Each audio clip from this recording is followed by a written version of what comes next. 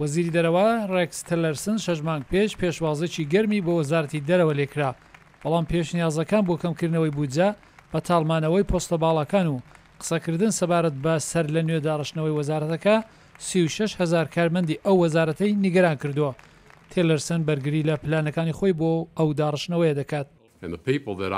ئەو کەسانی کە پەیوەندیم لەگەڵداگرتوون پلانی داڕشتنەوە سەرنجی ڕاکێشان و هیوادارن کە هەندێک هاوکاریان سەبارەت بە هەندێک بەش پێ بگات کە بۆ ماوەیەکی درێژە گرفتیان لەگەڵدیدا هەیە.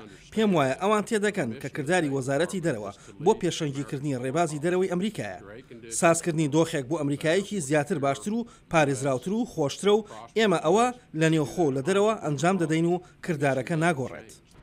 بەڵام راپۆرتەکان دەڵێن مەبەستی کردارە نوێیەکە هیچ ئاماژەیەک بە هەوڵی وەزارەتی دەرەوە بۆ برەو پێدانی دیموکراسی و داد لە دەوری جیهاندا ناکات کە ئەمەش نیگەرانی زیاد دەکات.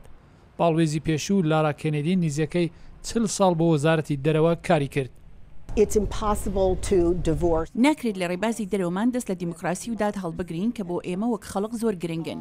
ئەو پرینسیپانە دەگەڕێنەوە بۆ سەرەتای دامەزراندنی وڵاتەکەمان، بۆ دامەزراندنی وەزارەتی دەرەوە وەک یەکەم کابینەی وەزارەت.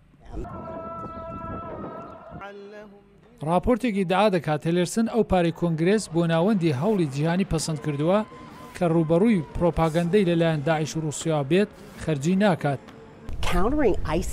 بڕنگاربوونەوەی پرۆپاگەندەی داعش مەبەستم ئەوەیە ئەوە بابەتی هەرەسەرەکیە یان دەبێت بابەتی هەرەسەرەکی بێت. زانیاری دانی بە هەڵەی رووسیا شتێکی نوێ نییە، نە هەوڵدان بۆ داڕشتنی پەیام و بەڕنگاربوونەوەی پەیامێک کە لە بەرژەوەندی ئێمەدا نییە. ئێمە هەمیشە ئەومان ئەنجام داوە.